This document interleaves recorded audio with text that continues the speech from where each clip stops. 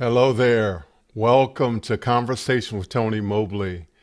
Today, Conversation with Tony Mobley is simulcast on both YouTube and LinkedIn Live. Welcome, radio listeners in Cincinnati, Ohio, Z98. You can hear us on the radio by going to z98fm.com.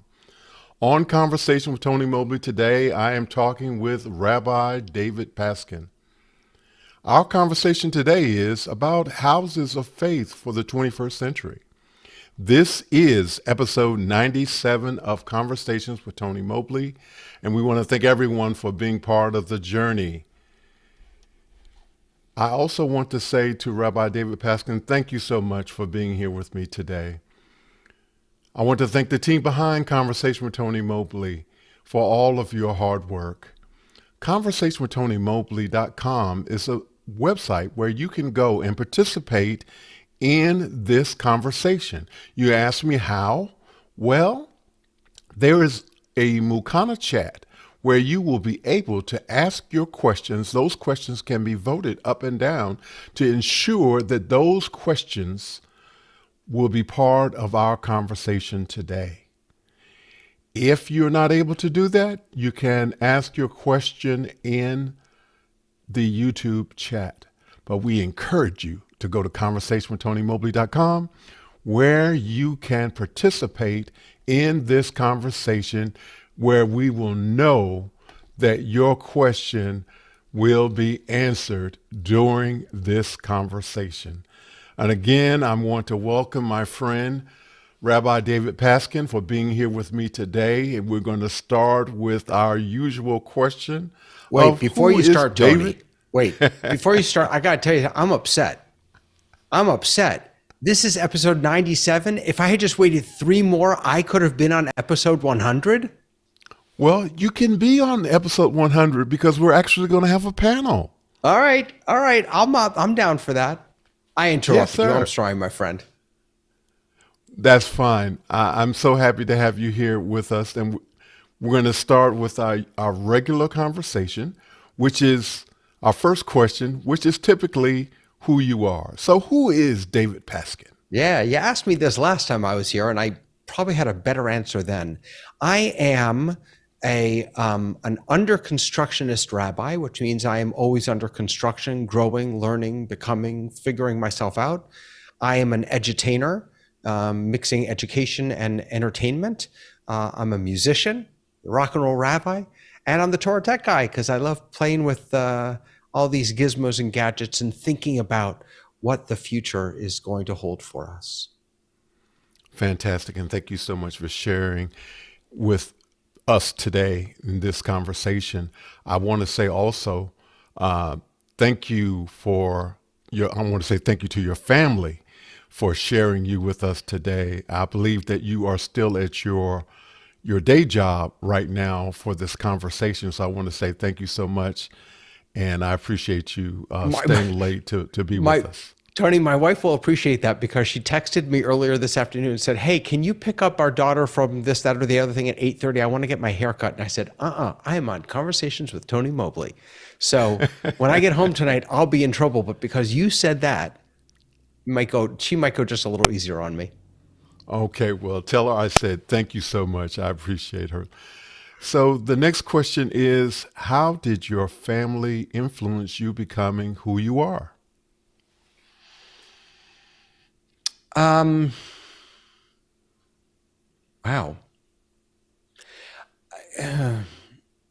I'm not sure it was in a good way. That is to say, I'm grateful that my experiences led me here, but I don't think that certainly my family of birth led me for good reason down this path. I grew up in quite a broken home, a number of divorces and abuse. And I really found my way to synagogue, to temple, as a way of escaping my home. And, I'm lucky. I could have turned to drugs. I could have turned to alcohol. I could have turned to lots of things. I'm incredibly, incredibly blessed and lucky that I am a nerd, and I found myself going to synagogue, going to temple, and studying there and praying there and being taken under the wing of the clergy there. And I just sort of, it became my safe place. It became my home. And so I'm in a roundabout, strange sort of way, I'm grateful to my family that I wanted to get out of the house so much so I could find myself. Thank you so much for saying that, and we appreciate you. One of the things that I have to say, I have had this opportunity to get to meet you through office hours, and I am so thankful that we were able to connect. And I fully appreciate you, and I know that some of my questions sometimes of you are because I'm such a novice when it comes to some of these toys that we like to play with, and I ask tons and tons of questions, but I appreciate your patience in dealing with me in terms of those kinds of questions. We are all here learning together, Tony. I'm just as much of a novice as you are, maybe in different areas, and you're all kind of learning this stuff together and figuring it all out. So I have a question that I want to ask you, and we sort of touched on it a little bit before we actually got started with the conversation today, but I'm going to ask the question again, and then we're going to probably spend quite a bit of time talking about this question because you shared some things with me that I had not really thought about in terms of technology. So I'm going to ask the question, and then we're going to get into it. What do you think all houses of worship, regardless of size, should have in place regarding technology? Yeah, what a great question. Regardless of size is sort of the kicker in there, right? Because in many ways, there are drastically different needs when we think about the tools and the technology, the specific technologies that they may need. I take a bit of a different approach to this type of a question, and I think it's more of a bird's eye view of the question. And that is to say that technology is not only cameras and microphones and internet and computer screens and Zoom and all these things. Those are certainly the technologies of the day, and even those are changing drastically. We look at the rise of AI. Technologies of the day are changing more quickly than ever before, I think. But these have not always been the technologies. When the Gutenberg press was created, books or printing was technology. When the chair was created, that was technology. And so when you ask, what are the sort of essential technologies for houses of worship, I think what I would put back to you is the answer to that question is not, well, they need a Sony camera versus a Blackmagic camera, or they need a this K versus that K, or this many megabytes or that many megabytes. The question really is your house of worship structured in such a way and open enough to be a house of worship that embraces technologies, whatever they may be? So that is to say, you and I could absolutely create a list, I think, of what are the sort of essential technologies for synagogues, for churches, for mosques today. But that isn't good enough, because our houses of worship, in order to thrive, to survive and thrive, need to become houses of worship of tomorrow. We need to actually, let me change that. We need to create the houses of worship of tomorrow. The future is coming whether we like it or not. The only question is, are we going to be receivers of it or creators of it? I would much rather be a creator of it. And so how can we build communities that embrace the philosophical idea that embracing technology means embracing growth, embracing change?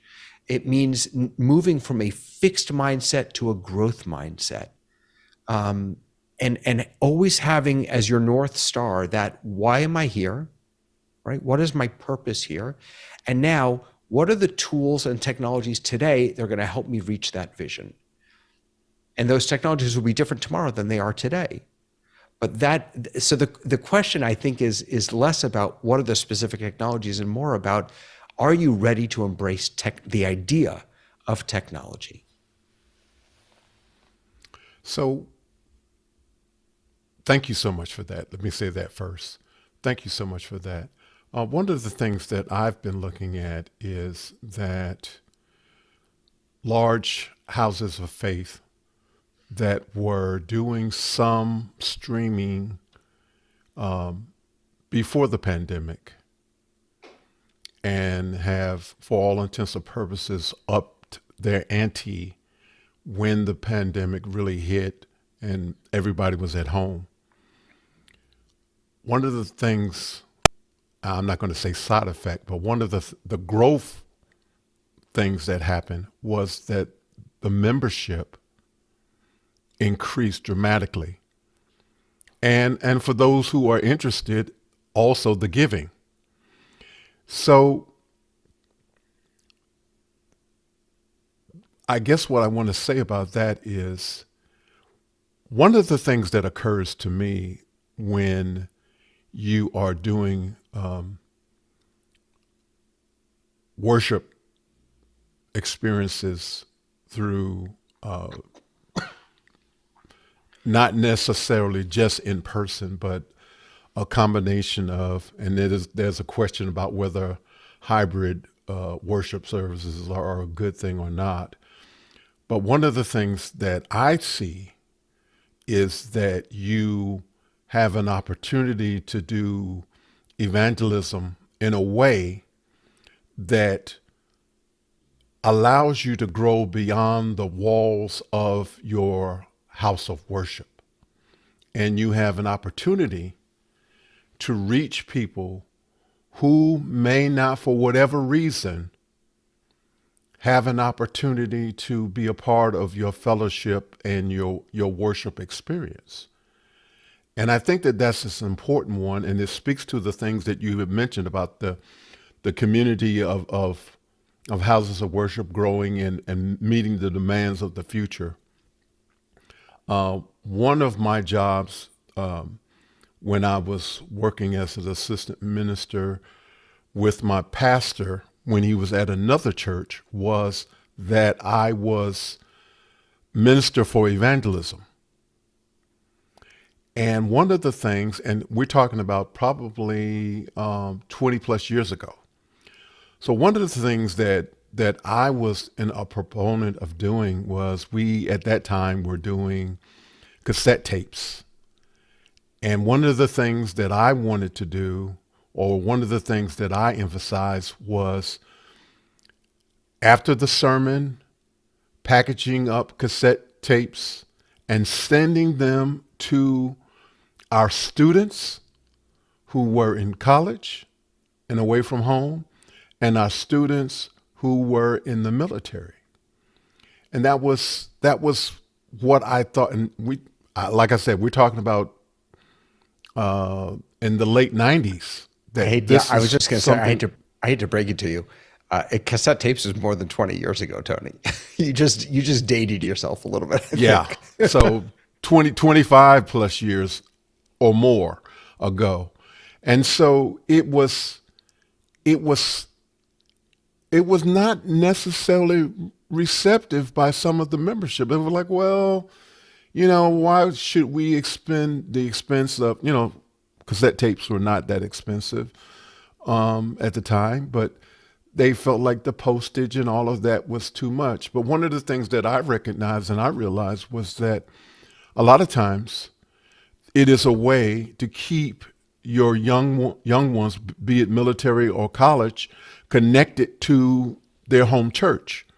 And so if they went away for military or college, they would have an opportunity to still be connected to their home church. So if they came back, they may not necessarily they may come back home, but they may not come back home to their church or their synagogue or their house of worship. And so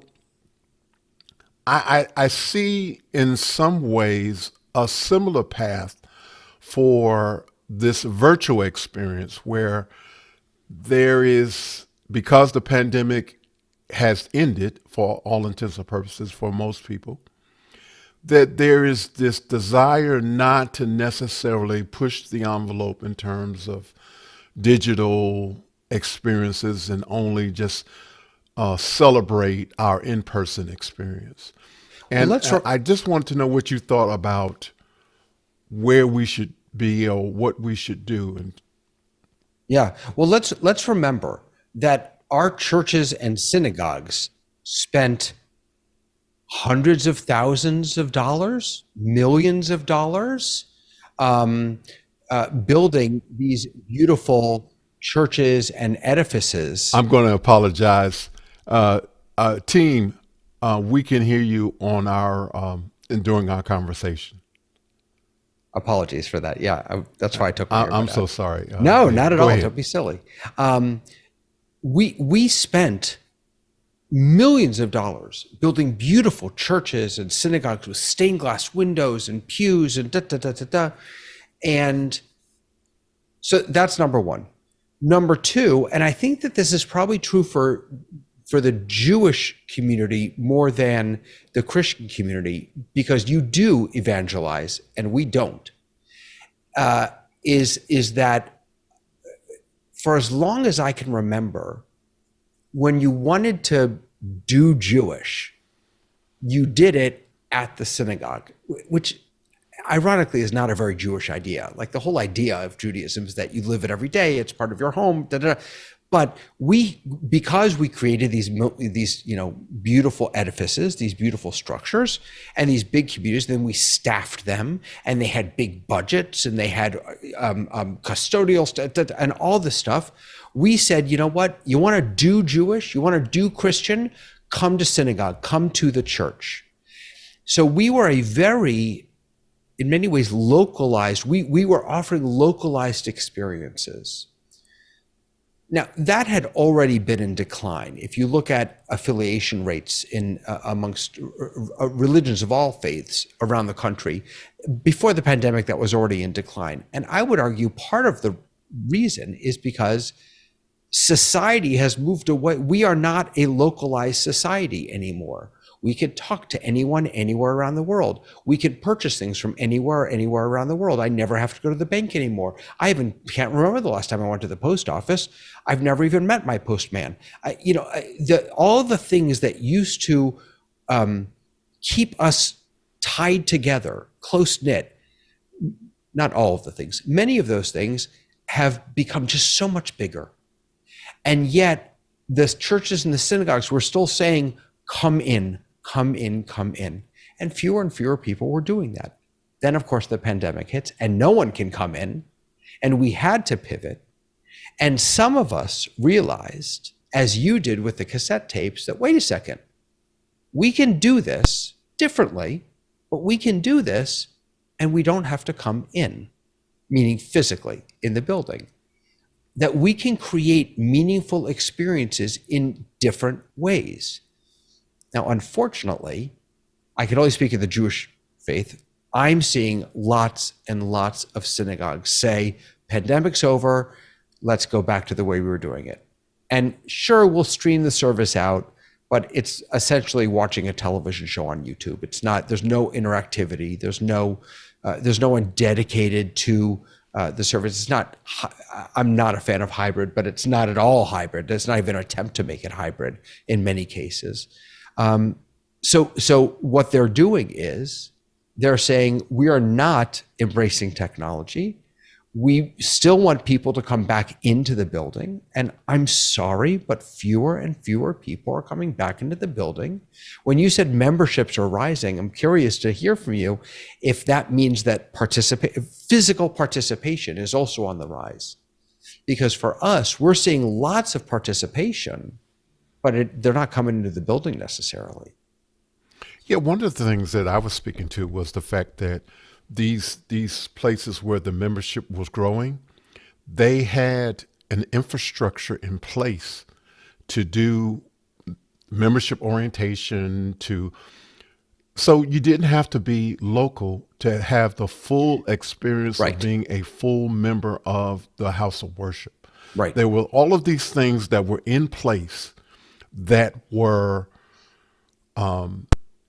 dedicated to making sure that you were a full participant in this particular house of worship, even though you may not live in that same state or country. And so that was, I think that was definitely aggressive and assertive and positive and encouraging and uplifting and what other adjectives you want to name Yep. to it, to have the Absolutely. foresight to want to be able to do that. But that is Absolutely. definitely a minority way of thinking because, and I want to be transparent when I say that sometimes houses of worship are more, not so much that they are not embracing worship, but they are also embracing social interaction to the extent where this is my friends, my family, the people that I want to be close to, and we're going to keep it small Sure. because these are the people that I want to hang out with. Right. Yeah, they're cliquey. And so, Absolutely. and so you said that that in the Jewish tradition it is about so much the coming into the synagogue to worship, and the Christian model is more about trying to do the things to let people know who Christ is, right? Mm-hmm. And so I'm not pushing that, but I want to say that the whole doctrine is about going out and pulling in, but not staying in. You come in to get what you need so To that go you can back go out back again. out Exactly. and do more. Right, exactly. You know, in some ways, I think that in the Jewish faith, what we've created is somewhat of a self-fulfilling prophecy. You know, unlike I'm not sure if this is accurate, so you have to correct me if I'm wrong. But my understanding is that the way churches are funded, at least in part, is in part it's by donations. But is there also do churches get funded by sort of the central body that oversees each church, or am I wrong? It's a complicated thing. Okay. So I am a part of a church that is it's complicated. So That's fine. I I'll just tell you the reason. Go ahead, please. I would say that the majority of churches, Christian churches, are independent, and that there is not necessarily any type of corporate. I'm using this word. Fair enough. There is no corporate entity that really supports individual churches. Now that is, and I'm going to say that is primarily amongst the African American denominations. That some of the African Methodists is a little bit different, and some of those types of organizations there's so many different components to the Christian community and how they are made up. And you know, we have several conversations to talk about the dynamics of how these churches were formed and what it meant to be, you know, non-denominational and now a denomination to be, you know. So let me just put this out then. So that actually resonates because that sounds very much like how things are structured in the Jewish world. There is no central body. Every synagogue is its own thing, and they're all responsible for their own finances. And on top of that, we Jews have not taken a vow of poverty. And so we, you know, as a rabbi of a synagogue, I want more members because I want them to pay dues, and I want them to send their kids to religious school because that brings in money, and I want them to be able to make donations because that means that I will be able to get a salary, and the cantor will get a salary, and we'll have a nice building. And my point being that we created this structure to be self-sustaining, but that self-sustenance is going to kill us, because what it has done is it has just reinforced this idea that the good stuff happens inside the walls. And again, that's not a very Jewish idea. That, I think, is in some ways what we've created, and we ourselves have been fighting against it. That's not what we're supposed to be doing, and we know that. But I also know that I should be exercising, and I'm not doing that. So we have a lot of work to do. Certainly in the Jewish world, we have a lot of work to do. And the world that we're living in and that we're going to be living in is a distributed global world where we have a choice. We can either wait for people to come to us, or we can go to them. To me, it really, I think, is that simple, right? We can offer the best product in the world, and we can then keep it inside and scream from the rooftops and make Facebook posts and Instagram reels and all that stuff and hope that people come. Or instead of trying to promote what we have inside, we can, as you said, we can take what we have inside and just put it out there and share it. I agree. We have a question from Mark Giuliani. And this question is, how did Mr. Paskin find office hours? I have no idea. How did I find office hours? You know what, Mark? Honest to goodness, I don't remember. I mean, I've been watching MacBreak Weekly for years, so I knew of Alex, but I don't think back then he was mentioning it, because I came pretty early. I was not at the very, very beginning, but I was pretty early on. I honest to goodness, I have no idea how I found it. Thank goodness I did, but I have no idea how I found it. It must have been somehow through MacBreak or something like that. Do you want to give a brief, just for those who are listening who don't know about office hours, do you want to give a brief, what your understanding is of office hours? Office hours is where Tony and I hang out much too much. That's what it is. So office hours is a global conversation where no one is left out.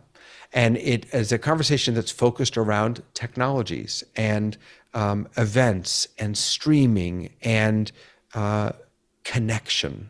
Really, to me, I think it's all about connection. How do we ourselves connect to one another? How do we create connections for other people? How do we build tools that help people and enable people to make deeper connections with their own communities or other communities? So we gather every day, all the time. 24 hours we're open, a couple hours a day we're live on YouTube, and the rest of the time we're in after hours and just really learning and connecting with one another. And I just want to share that Rabbi David Paskin does 2 classes. Well, he does one class on Wednesdays. Yeah, we'll be doing Canva and Keynote. And you might, if you know anything about those 2 applications, you might want to know, why is he doing those 2 together? Come and find out. I dare you to come and find out. It's very interesting. I'm learning a lot, and I continue to learn. And so we have another question that says, I watched YouTube today that worked on whether science and God are mutually exclusive. Needless to say, my mind has been racing since watching it. How does this question fare when it comes to technology? Best question ever. Let's just start with that. Science and God. So there's actually a famous book called The Science of God by, is it Gerard Schroeder, I think? I think it's Gerard Schroeder. He's a physicist and a Jewish scholar at the same time. And he wrote God and the Big Bang, I believe. He wrote The Science of God. Fascinating books. But science and God absolutely go together. In fact, I would maybe argue they are inseparable because they answer two fundamentally different questions. Science asks and attempts to answer, how did that happen? Or how does this happen? Or how does this work? And religion aims to ask and answer the question, why did this happen? Why did this work? So people ask me all the time, do you really believe that Moses parted the sea? Like, do you really think that happened? And my answer is, I don't really care if it happened. It's completely unimportant to me whether it actually historically happened. That's not what the story's about. That's not what the Bible is about. That's not what religion is about. It's not about what happened or how it happened. It's about why. So then the question is, whether it happened or not, why is this story, why is this event a part of my tradition? Why is it there? What's it supposed to teach me? So I will say, with regard to the technology piece, that one of the real struggles, I'm getting off of what I was just saying a little bit, but one of the real struggles that synagogues have had is bringing technological tools, cameras, cables, all that other stuff, into their sanctuaries. That has been a really heavy lift. The big synagogues that have the money, they can hire the companies to come do a professional install, and then the cameras are kind of hidden because they're mounted in the back in their fancy PTZs with 30x zooms and all that. But for the smaller ones that are MacGyvering this together, you end up with an Insta360 on a little stand in front of your podium, or you end up with a television off to the side, and bringing those things into sanctuaries feels very strange for us, for many Jewish communities. And again, I don't think it should, because we have other technologies like chairs and books and other things in our sanctuaries. But this is a heavy lift, I think. And so science and religion absolutely go well together. Technology should go well together. But it's not easy. And can I say one other thing, Tony? That I talk about all of this stuff as if, technology is the thing that's going to save religion and all of that. I'm not suggesting for a moment that churches and synagogues should close their buildings and do all online experiences. That is not going to happen. I don't think that's going to happen. I don't think that will work. There is a place for beautiful churches and synagogues and mosques. There is a place for people to physically gather. All of that should continue to exist. It should continue. As long as it's serving the needs of our congregants, we should be doing it. All I'm suggesting is, if we stop there, if our acceptance of technology stops at doors and chairs, then we're going to be missing out on a whole bunch of people who I really believe could use some faith in their lives. And I absolutely agree with everything that you just said. We have another question, and I apologize, I can't see the name of the person who asked this question, but the question is, how do you balance the human compassion? How do I balance? Go ahead. How do I balance the human compassion? Essential to ministry with the drive for consistently improve and move fast that technology would require. Human compassion with the fast pace of technology and change. I struggle with that one, Tony. I struggle with that one. I was actually just having a conversation today. Can I share a little Bible? Is that okay? If Sure. As by way of answering this, so I'm teaching a class on midrashim. Midrashim are rabbinic stories, basically rabbinic interpretations of the text, and we were looking at Exodus chapter 20, which is where God reveals God's self. to the people of Israel. And there's a midrash, a story, a rabbinic story about that, that says, so the Hebrew says that the Israelites gathered bitachtit hahar, which means, it can mean a number of things, but in one of the meanings is at the base of the mountain, meaning Mount Sinai, which is, I think, how most people understand it, that they all gathered at the base of the mountain. But another way to read it is they gathered under the mountain. And so this one rabbi says what really happened is that all the Israelites gathered there, and then God lifted up Mount Sinai, turned it over, held it over their heads, and said, would you like my Torah? Would you like my Bible now? You want to follow my rules now? Because if you do, great. If not, this is going to be your grave. So, wow. Yeah. So hold on to that for a moment. So we had a whole discussion about, ew, right? Like that is one of the most unpleasant images of God sort of forcing us to take on obligations or belief or practice. And so we were in this class discussing why would this rabbi come up with something so, what seems to us, bizarre? And I thought to myself, maybe God was just exhausted from the process. And here's what I mean. I really am getting back around to the question, I promise. This is what rabbis do. We just talk and talk and talk. I am not a process guy. I am a product guy. That is to say, I have no interest in sitting on committees. I have no interest in bureaucracy. I think it's all garbage. 99 times out of 10, whatever idea I had is going to go through the process, and then they're going to say yes. And I could have said yes 3 weeks ago and been done already, if I had just been able to avoid the process. And so I'm a very, technology for me is great because I move fast. I like to move fast and break things. When I was reflecting on why would this rabbi come up with this strange idea that God was, sort of threatening the people, it dawned on me that maybe God was a little bit like me. Maybe God was so tired of the process. Remember, God had to bring 10 plagues. God had to schlep them out of Egypt. God had to cross them over the sea.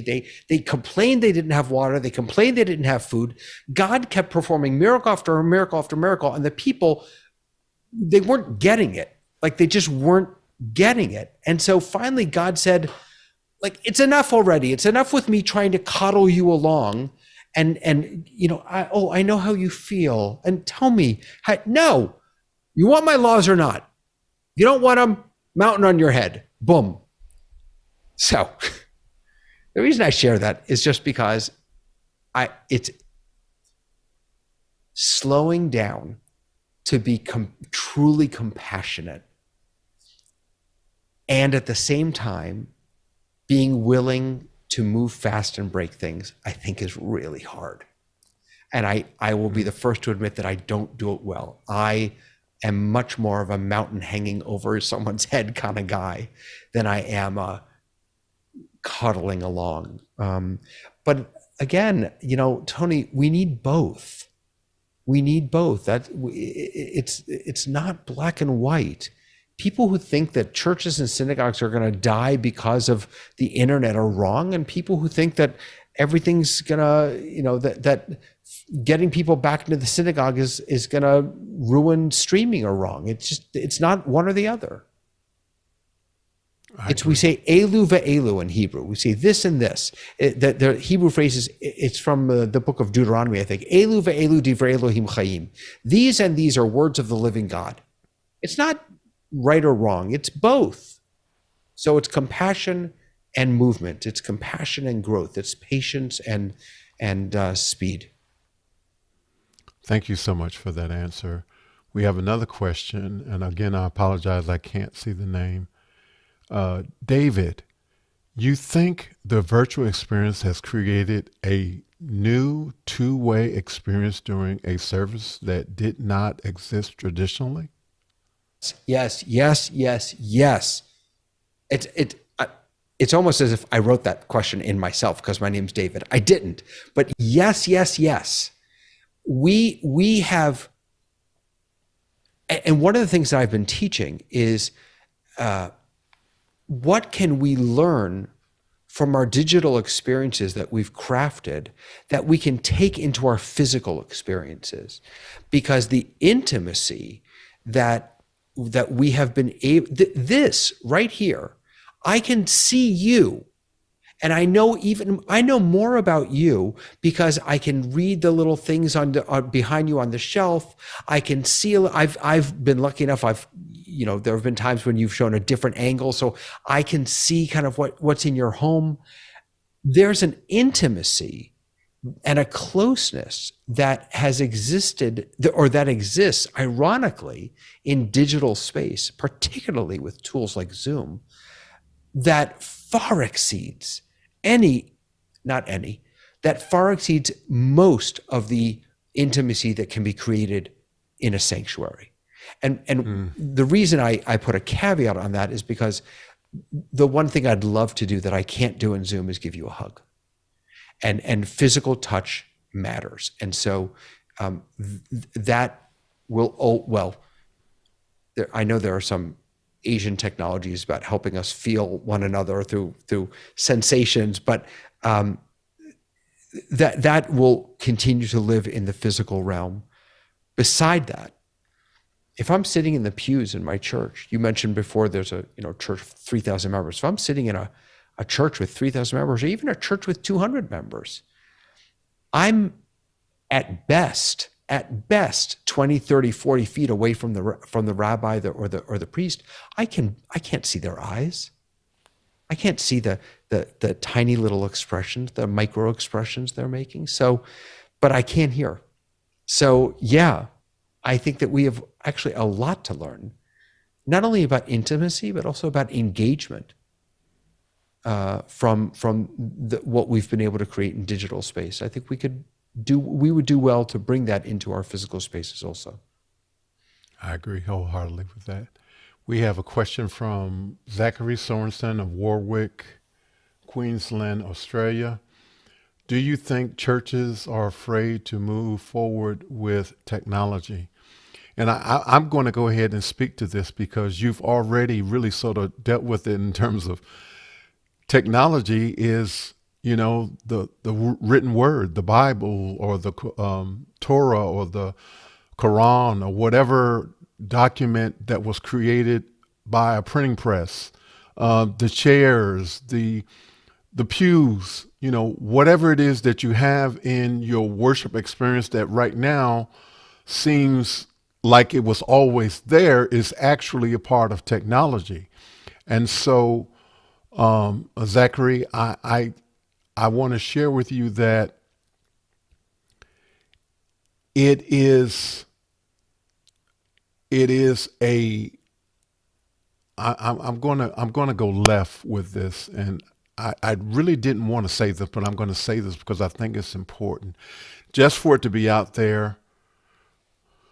One of the things that I learned as a student of technology, and I'm going back 20 years now, whenever there was something technology-wise that came out in terms of the internet itself or camera or streaming or anything that would sort of push the envelope in terms of human beings being able to interact in a way in which the world became small.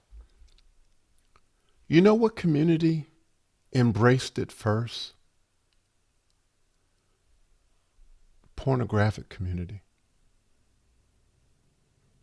No matter what the technology is, AI, 3D, streaming, and you might say, well, why would they do that? They would do it because they saw the value in it, and for them, it was a means of making more money. Sad and commentary. I would challenge houses of worship to embrace technology from the standpoint of whatever your doctrine is, whatever your religion is, whatever your philosophy is, whatever it is, to make technology a part of the experience. Because if people on the other side who have no relationship with God, Jehovah, if they have no relationship, but they see the value in a communications tool, why would you not want to embrace the technology to further what it is that you believe? And so, Zachary, I don't know that I answered your question in a way in which you were looking for an answer, but I want to say that it's extremely important for us as houses of faith to recognize that it is our job, it is our mission to be about the task of sharing whatever it is that we believe in the most positive way. Tony, can I give a sort of a parallel example? Yes. You mentioned AI before, and I've been reading the godfather, if you will, of AI just left Google, and I think there are a lot of people with lots of good reasons who are worried and afraid. I don't know the exact date. I saw this about 3 days ago. There was Sal Khan, who's the founder and CEO of Khan Academy, gave a TED talk. It was fascinating. It was absolutely fascinating. And what he talked about is what he's calling this amazing AI super tutor for students and teachers. Basically, they are building AI into Khan Academy. Some of it is rolled out already, but there's a lot more that's coming. And it's just absolutely fascinating the way they're approaching it. But the most important piece is they must have said to themselves, it's here. This is not going away. And it is yet another way to teach children and support teachers. Why would we not try to embrace this and do it right? That's the thing that we all think that, technology is bad in this way, technology is bad in that way. Yeah, so make it better, folks. Make it better. You and me. I'm not talking about Google and Facebook. One of the things that Office Hours has given us, Tony, which boggles my mind, is we actually have had real input into the development of Zoom. That is crazy talk. That's insane, Tony. You and look, I'm not going to put you down, but I'll put myself, I'll demean myself a little bit. I am a nobody in technology. And yet Andy Carluccio messages me from time to time, and we talk about things and about Zoom. And I know that I've been the tiniest little part of shaping this tool that serves billions of people. So the I'm not a technologist excuse just doesn't work anymore. If things aren't going in the way you want them to go, if they're not working the way you want them to work, that doesn't mean that you can afford to ignore them. If AI scares you, I get it. Scares me too a little bit. So let's figure out how to use it well, because it's here, it's not going anywhere, and it's going to help us reach more people and share our message more broadly. I agree. Kyle Hammond from Chicago asks, speaking of science and religion, how does AI fit into your work? Do you have an AI help with communications? And I'll go first. I'll say that I am using ChatGPT. I am a paid user of ChatGPT. And I will tell you that, and I think I've shared this with David before, that I actually have asked ChatGPT a question about writing a sermon, and I did the prompts, and it wrote a sermon for me that I would say was okay. It would not be a sermon. It has not been a sermon that I have used. But what I will say about it was that the sermon did give me some insights into the particular subject matter that I had not thought about, just based on the fact that I put in certain prompts. And now I'm going to stop talking and let David speak to that. Oh, that's great. So one of the very first things that I did was I was really curious if ChatGPT at the time was the only one that was out or that I had access to would understand Hebrew, not Hebrew written in Hebrew characters, but Hebrew written in what we call transliteration in English. And so I would say I'd come up with the Torah portion. Every week we read a different part from the Bible. It's called the Torah portion, and they each have a Hebrew name. So I'd say, write me a sermon on Parshat and then the name of the Torah portion. And it would get it right. And it still is. Now this is Bard.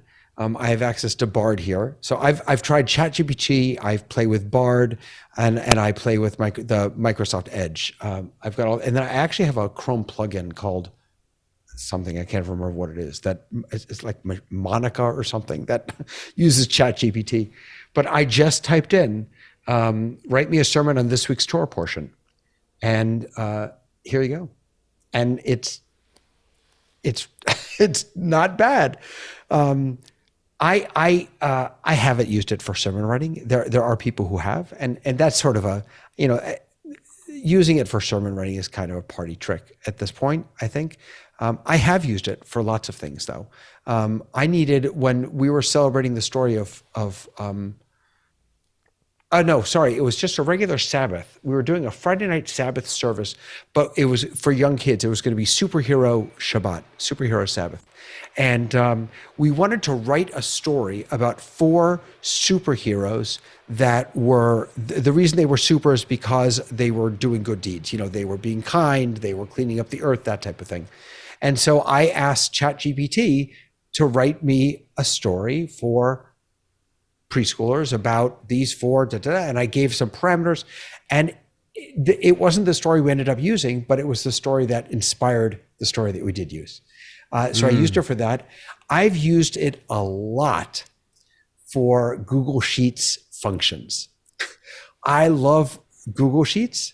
I do not know how to use the functions. And so I do know how to use functions. I don't know how to use complex functions. But if you write into any of these tools, write me a Google Sheets function that will take, the information from this row, find the biggest and smallest number, and then multiply it by it'll give you the whole function. And then you just copy it and paste it right in. And so when I'm working on budgets for my synagogue or any sort of complex spreadsheets, I'm constantly living in AI. So yes, I use it. At this point, I think a lot of what it can do, until we get things like Bard, where it's built into Google, or the Edge browser, where it's built right in, it feels very party trick-like. But once it's built into everything, it's going to be there to help us. Yeah, I think I heard today that, and I'm not sure if it was in office hours or after hours or what the context was, but someone was sharing that you can actually ask ChatGPT to create a website, and you give it the prompts, and it will create the website. So yeah, absolutely. It'll write the code and just give you the site. Yep. We have another question. This question is, where should houses of faith technical support be looking to embrace for the future? Read that one more time. What should they be looking to embrace? Where should houses of faith technical support be looking to embrace for the future? So if I'm understanding that correctly, I think it's what should they be looking to embrace? I think Correct me if you think I'm wrong on that, Tony. So what should they be looking to embrace in the future? Yes. I would say this isn't going to be a satisfying answer, and I apologize for that, but I would say, what's your vision? What's going to help you get there? Whatever's going to help you reach your vision is what you should embrace. Full stop.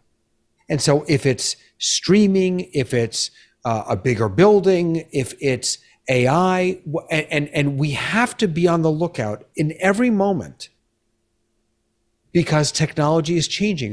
That's what it's about. We have to always be asking ourselves, is this the most efficient and effective way to get this job done? And we don't usually think about efficiency and effectiveness when it comes to prayer, right? Or when it comes to studying Bible. But especially today, again, in a world where if I order something from Amazon and it isn't here tomorrow, I'm frustrated, which is embarrassing. Talk about first world problems, but that's the world we live in. And so we have to be thinking about how can we make the experiences that we're crafting more efficient, more effective, more meaningful, more life-changing and transformative?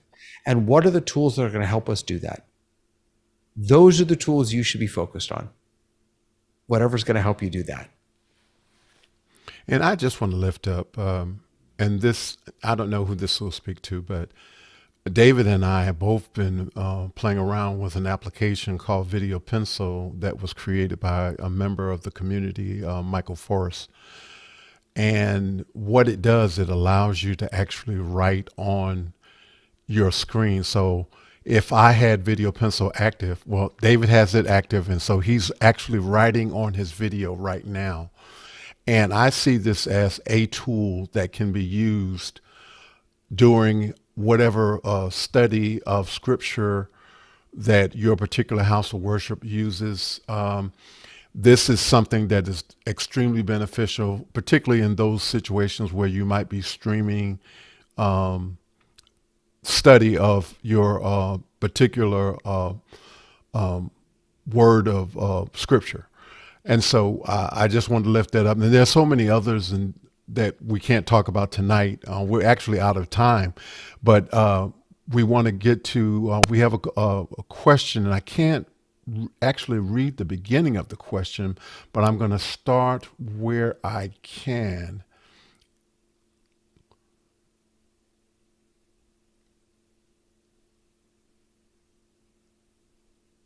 Okay.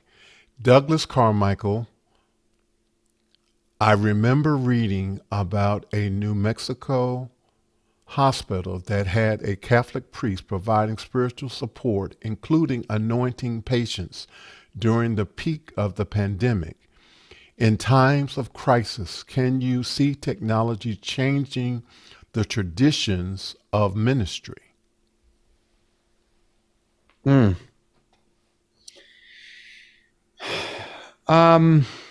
In times of crisis, yes, absolutely. I mean, we saw that. We just saw that. I'll give you a real life example. So in the Jewish tradition, when on the Sabbath, we're not supposed to use electricity, and computers and lights and all that fall into that category. That's also true that's on the Sabbath. That's also true on major holidays. So, for example, on Rosh Hashanah, which is the Jewish New Year, for 2 days, we're not supposed to touch computers and play with stuff. When Rosh Hashanah falls on a on a Sunday and a Monday, that means that Saturday, Sunday, and Monday, we can't touch computers. Here's the problem. Zoom meetings time out after, 25 hours, 24 hours? I forget. You can't keep a Zoom meeting on for more than 24 hours. So the question came up, how do we run services when we can't start the Zoom meeting again if it stops mid-holiday? And so a group of rabbis got together, reached out to Zoom, worked with Zoom so that temples that let us know, that applied, could Zoom lifted that limit for the Jewish holidays, for those accounts, just for those days. So what a beautiful example of technology and religion working in tandem, right? Working together, where because of a crisis, we desperately needed a tool that would allow us to stay up and active for more than 36 hours.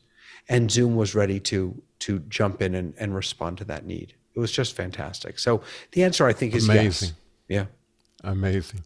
And we are out of time. So we're going to go. I'm going to ask you, I have to ask you our last question anyway, because that is our tradition.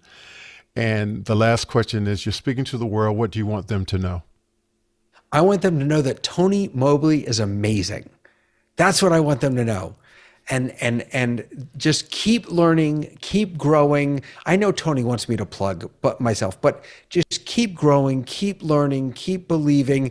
And yes, if you want to, you can visit me online at TorahTechGuy.com, TorahTechGuy.com. If I can be supportive or helpful, it's not how I make my money. I'm doing it because I love it. If I can be supportive or helpful, please let me know. Thank you, Rabbi David Paskin, so much for being with me today.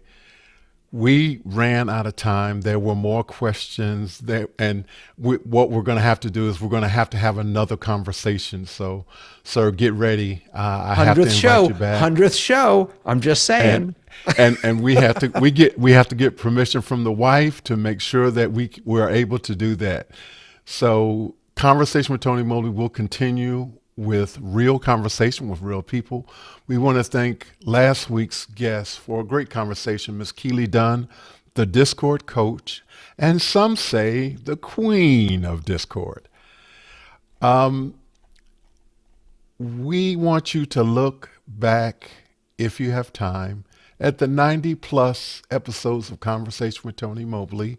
And as Rabbi David Paskin mentioned, we are counting down to episode 100. We want to thank those radio listeners in 98.1fm.com in Cincinnati, Ohio. We want to thank Taylor Sunderhouse, the team behind Conversation with Tony Mobley.